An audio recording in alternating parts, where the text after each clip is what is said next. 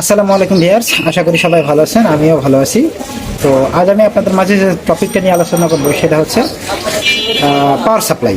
তো আসলে আমরা অনেক সময় ব্র্যান্ডেড এলইডি কাজ করি, যেগুলো আসলে আমাদের এক্সট্রা পাওয়ার সাপ্লাই থাকে এবং এক্সট্রা মাদারবোর্ড থাকে। তো এই মাদারবোর্ডটা হয়তো কোনো কারণে আমাদের চেঞ্জ করা লাগতে পারে। তো চেঞ্জ করার সময় আমাদের যে বিষয়টা ঘটে সেটা হচ্ছে একটা মাদারবোর্ড চেঞ্জ করতে হলে কিন্তু আমাদের তিনটা সিগন্যালের প্রয়োজন। সেই তিনটা সিগন্যালটা কি? একটা হচ্ছে আমাদের +12 ভোল্ট, একটা হচ্ছে গ্রাউন্ড, আর একটা হচ্ছে আপনাদের ব্যাকলাইট সিগন্যাল।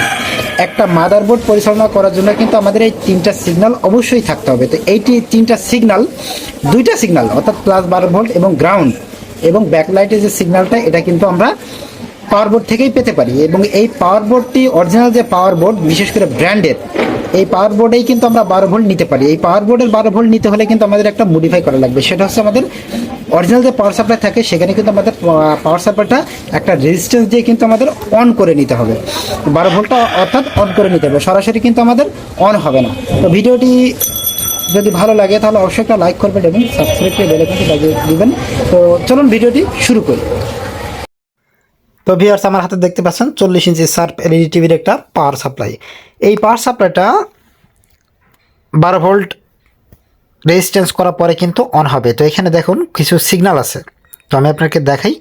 এখানে পিএস এবং এসটিবি দুইটা একসাথে 2.7K রেজিস্ট্যান্স নিতে হবে। তো আমি আপনাদেরকে প্র্যাকটিক্যালি দেখাবো কিভাবে আপনারা কাজটি করবেন। এই 2.7K পিএস এবং এসটিবি এই দুইটাতে আপনারা রেজিস্ট্যান্স লাগিয়ে দেবেন। এই দুইটা পিনে রেজিস্ট্যান্স লাগিয়ে দিলে আপনাদের কী হবে, 12 ভোল্টেজটা সরাসরি এই পাওয়ার বোর্ডে অন হয়ে যাবে।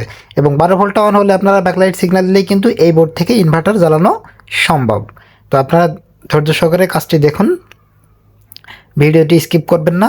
আবার যারা আমার নতুন টেকনিশিয়ান ভাইরা আছেন তারা ভিডিওটি খুব সম্পূর্ণভাবে দেখবেন। আশা করি আপনারা অনেক কিছু শিখতে পারবেন। তো দেখুন, আমার কিন্তু সোল্ডারিং করা হয়ে গেছে। তো এখন আমি মিটার দিয়ে পরিমাপ করে দেখাবো যে এক্স্যাক্টলি আমার কিন্তু ভোল্টেজটা এখানে আসলো কি না। তো দেখুন, আমি মিটারের এক পট গ্রাউন্ড এবং অন্য পটে আমাদের যে +14.5 দেখাচ্ছে অথবা 13.5 এখানে আমরা ধরবো। এখানে ধরলে আমাদের কিন্তু ভোল্টেজটা দেখাবে। তো দেখুন, আমি মিটারটা ধরলাম, দেখুন 14 ভোল্ট, তার মানে 12 ভোল্ট পারফেক্ট। এখানে আমাদের ভোল্টেজটা চালু হয়ে গেছে। এখন আমরা কি করব, এখন আমরা মাদারবোর্ডের কিছু মডিফাই দেখব। তো আমরা এখন ইনভার্টার যে তারটা আছে সেটাও লাগিয়ে দিলাম। এখন দেখুন, এই যে এখানে খেয়াল করুন, এখানে যে এসটিবি এবং পিএস অন, আমি টুইজার দিয়ে ভালো করে আপনাদেরকে দেখাচ্ছি। এবং ওএফএল, এটা হচ্ছে ব্যাকলাইট সিগন্যাল। ওএফএল আছে ব্যাকলাইট সিগন্যাল 1 2 3 নাম্বারটা। তো এখানে দেখুন তিনটা তার আমি নিয়েছি, সেটা হচ্ছে একটা গ্রাউন্ড এবং একটা হচ্ছে +12 ভোল্ট এবং একটা হচ্ছে ব্যাকলাইট সিগন্যাল ওএফএল। তো এখন আমি এটাকে পাওয়ার বোর্ডে কানেকশন করে দেবো। তো আমি পাওয়ার বোর্ডে দেখুন লেখা আছে, আমি আপনাদেরকে একটু দেখাচ্ছি। দেখুন +12 ভোল্ট, +12 ভোল্ট অ্যাডজাস্ট বিএল এবং গ্রাউন্ড। তো আমাদের এখানে কাজে লাগবে +12 ভোল্ট, +12 ভোল্ট অ্যাডজাস্ট এবং গ্রাউন্ড।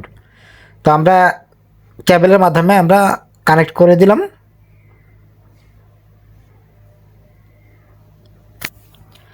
তো কানেক্ট হয়ে গেছে। কানেক্ট হওয়ার পর আমাদের পাওয়ার কানেকশন করা শেষ। এখন আমরা যে কাজটি করব সেটি হচ্ছে আমাদের যে স্পিকারের তার আছে, স্পিকারের তারটা আমরা জোড়া দিয়ে নেব। এই মাদারবোর্ডে আপনার লাগবে সেন্সার কানেকশন, স্পিকার এবং পাওয়ার কেবল। তো দেখুন, আমার পাওয়ার কানেকশন করা শেষ। এখন আমি স্পিকারের তারটা আমি জয়েন করে নেব। তো দেখুন, স্পিকারটা আমি তার ছোটো হওয়ার কারণে আমি কিছু এক্সটেনশন করে নিলাম। পাওয়ারটা যেহেতু আমাদের ওকে হয়ে গেছে, এখন আমি স্পিকারের তারটা ওকে করে দিচ্ছি। যেহেতু লম্বায় ছোটো সেহেতু আমরা একটু এক্সটেনশন করে দিলাম। এই যে পাওয়ার স্পিকারের তারটা আমি জয়েন করে দিয়েছি। এখন আমাদের বাকি থাকলো কি, এলভিডিএস। দেখুন, এই এলভিডিএস কিন্তু খুব সাবধানে লাগাতে হবে। প্রথমে প্যানেল সিলেক্ট করতে হবে। প্যানেল যদি 12 ভোল্ট হয় তাহলে প্যানেলটা সিলেক্ট করে নেবেন। এই দেখুন, আমার 12 ভোল্ট সিলেক্ট করা আছে। এখন আমি এলভিডিএসের যে পজিটিভ চিহ্ন দেখুন, এবং মাদারবোর্ডেও কিন্তু একটা তীর চিহ্ন দেওয়া আছে, এটা বরাবর লাগিয়ে দেব। লাগিয়ে দেওয়ার পরে আমরা প্যানেলে চলে যাব। এখন আমরা প্যানেলের দিকে কিন্তু আমাদের ইন্ডিকেট করা আছে। এই যে দেখুন, কেবল থেকে আমাদের কিন্তু প্যানেলে চলে এসেছে। আমি একটু খুলে দেখাবো আপনাদেরকে বিষয়টা ক্লিয়ার করার জন্য, যারা আবার নতুন টেকনিশিয়ান ভাইরা আছেন তারা যেন কনফিউজ না হয়।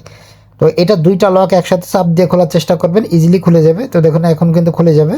খুলে গিয়েছে লকটি, আমি আবারও লাগিয়ে দিচ্ছি। দেখুন, এই প্লাসটা খেয়াল রাখবেন, প্যানেলের যে ভিসিসি এটা অবশ্যই আপনাদেরকে মাথায় রাখতে হবে।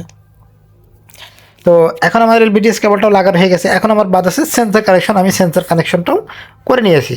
এই যে দেখুন আমার সেন্সর কানেকশনটা কিন্তু হয়ে গেছে। তো সেন্সরটাও কানেকশন করে দিয়েছি।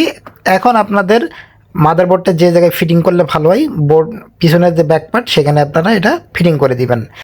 ধন্যবাদ সবাইকে ভিডিওটি দেখার জন্য। আসসালামু আলাইকুম।